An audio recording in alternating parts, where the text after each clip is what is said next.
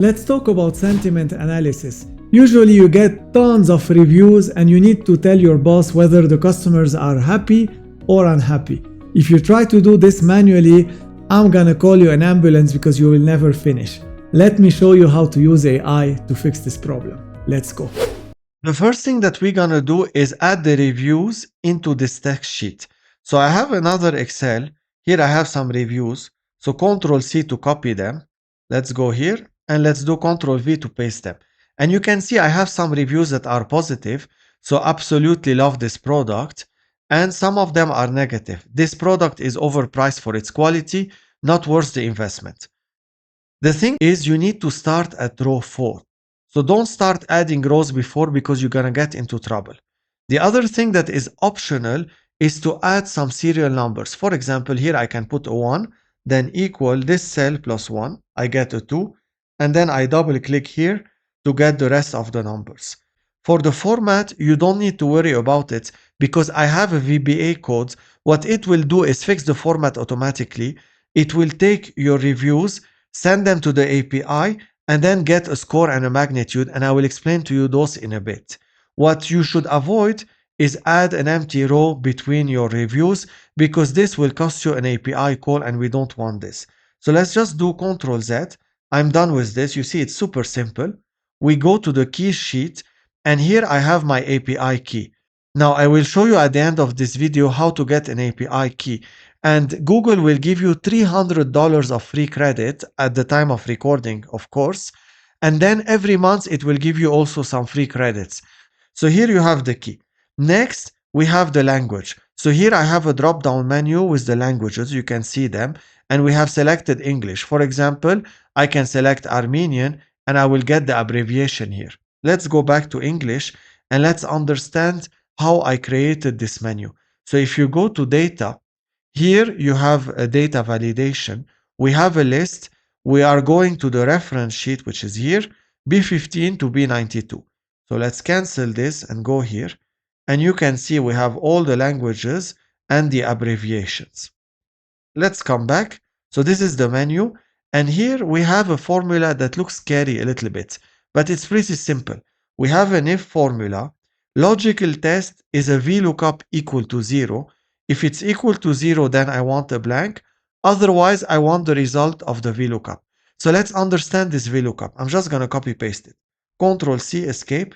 Let's go here, equal, and we paste it. Press enter and you get EN. So we are getting English here, going to the reference sheet, which is this reference sheet. We're looking into the languages, and we are taking the second column. If I come back here, you can see we take the second column. So this is giving me the abbreviation. However, if you go here and you select other because your language is not there, you can see that here I get a 0. Why? Well, if I go to references, I go down, other has a blank. But for the VLOOKUP, this blank is transformed to a 0. So when I'm using the API key, I want to send a blank because once I send a blank, it means I'm telling the model to auto-detect the language. So if your language is not there, I am trying to auto-detect it and then give you the answer. This is why I am saying if you get a 0, which means others has been selected, just give me a blank. Otherwise, just give me the result of the VLOOKUP. So we're just going to delete this. And now we're going to select English because I'm sure most of you are working in English. And next, we just go and run the model. So let's go here and let's see what happens.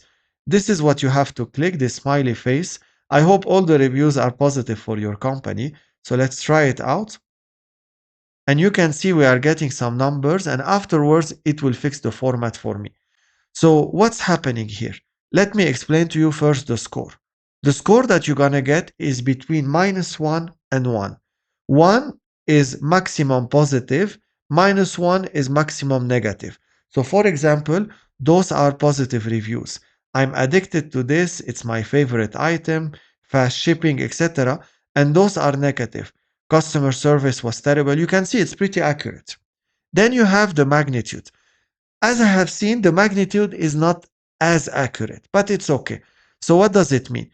The minimum magnitude is 0, and then it goes to infinite, but usually you won't see any value more than 10. The more the magnitude is high, it means the review is super strong. So for example, it means that this positive review is stronger than this positive review because here you have 2.9 and here 1.9. For example, this one absolutely loved this product. So it has more emotions than, for example, something like the quality of the material is superb. And the same for negative ones. For example, here we have 1.7, very disappointed. It has more emotions than something like the item arrived in horrible condition. Again, this is what the model is saying, but you can see that the scores are super accurate. So what I've done, if you go to references, I try to bucket them. So for example, from 0 to 0.29, it's more of a neutral if you want. This is the strengths. Then 0.3 to 199 moderate, then you have strong, and then very strong. And obviously, if you have a negative value, it's a negative sentiment for the score. A positive value, it's a positive sentiment. So based on this, you can conduct your own analysis. For example, I want to transform this to positive and negative and obviously neutral. So what I can do is put a column, sentiment, and here I can put an if-else formula. So let's go here, if-else, let's open parentheses. We're going to take this score and say if the score is bigger than 0.3, for example, it's just arbitrary. I'm just making this up. You can put 0.2. It depends on what you need. I'm going to say that this is a positive review. So I'm going to put positive, comma. We have a logical test too. So here what I'm going to do is take the same thing and say if it's smaller than minus 0.3, comma, what do I want? Negative. The rest is a neutral review. So how do I make it neutral? Well, what I can do, and this is a trick with an if-else formula, I need to do a logical test, so a condition. I can just give the condition a true directly and put neutral. Super simple. And now we close the parenthesis. So we get positive, double click, and you get the negative ones. For the magnitude, we can also do something, our own analysis.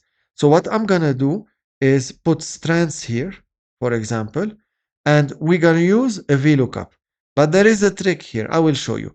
So VLOOKUP, open parenthesis, we're going to take the magnitude, comma, we have a table array. You can see it here. So let's go. I'm going to use this table. So I'm just going to take it. Let's start from here and take it. We're going to use F4 to fix the reference, comma, column index. We're going to take the third one, comma, and then here usually you put false in a VLOOKUP, but the trick is to use true. So this will give you an approximate match.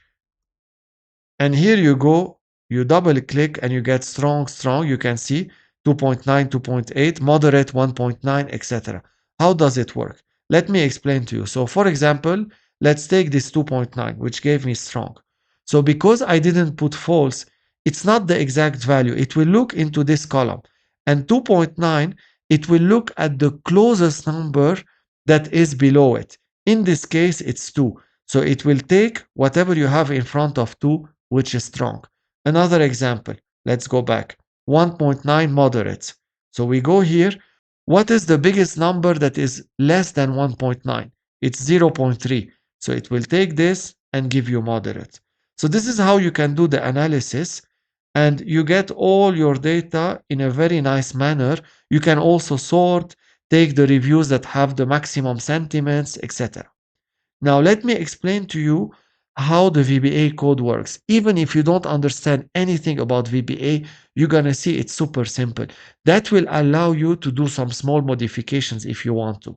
So if you don't have the developer tab, you just go to File, Options, and here you have Customize ribbon. And if you go down, you have Developer. You just need to put a tick mark here. Once you have it, we go to Developer, Visual Basic, and here you go to the VBA. Now you have two modules. JSON converter, this one, you don't need to do anything to it. It's super complicated. Basically, once you get a response from the API, it will just take the information from it. The other one is the important one, sentiment analysis. So you double click and you get it. Now, if you are copy pasting this code to your own worksheets, you need to be mindful of two things. You need to go here to Tools, references and you need to find Microsoft XML and Microsoft Scripting Runtime. Once you find them here, you need to put a tick mark. Otherwise, the code will not work. So let's put OK and let's go through it. Those are variables. I'm not going to go through them.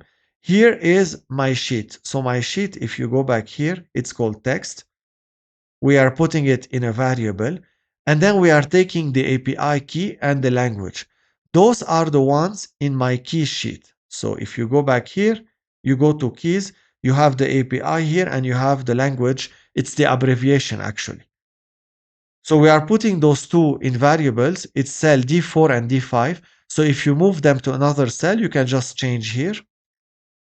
The rest you're not going to change most probably. So I'm not going to go into details. If you need anything, just ask me in the comment section. Now let me show you how you can get an API key. You can see in this sheet I put all the steps one by one so you can follow them. But let me show you a little bit. So the first step is to create a Google Cloud account. I already have one, but let's just copy this. Let's go here and let's paste it. We press enter and it will automatically enter for me because I am already there. I have an account. For you, you will have to create it. You just use your Gmail. It's super simple. The second step is to create a project. This I can show you.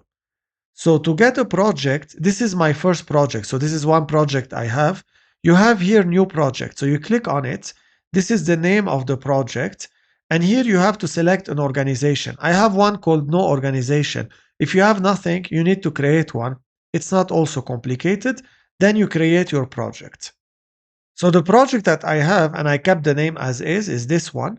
We can go and select it now. Once we select it, we go to the next step, enable billing. So what does it mean? Basically, what you have to have is a billing account. It will take your credit card, but don't panic because the only thing it will do is take $1 for verification. Then it will give you $300 in free credits. And every month at the time of recording, it will also give you free credits to use for this API. If you want the pricing, I'm going to put a link in the description so you can check it out. So let's go and create this billing account. Here we're just going to take the link without the dot, Control C, escape. Let's go back. Since we are logged in, it will go directly here and you can see I already have a billing account. If you want to create one, you just go to create account. This is the name, you can change it, the country, then you continue. After that, you need to create a payments profile. So also you have to fill this. It's not very complicated. I'm not going to do it. Then you have to select a payment method. This is where you have to put your credit card for verification. So once you do this, you just submit. It will verify an amount and you're ready to go. Now, once you have this account, usually it's automatically linked to this project. But if it's not, what we can do is just go here, go to billings. And if you go to my projects, you can check, you can see this account is linked to this project. I can just go here and disable it if I want to. So now nothing is linked. And here, if you want to change, you can just go and select a billing account and you set it.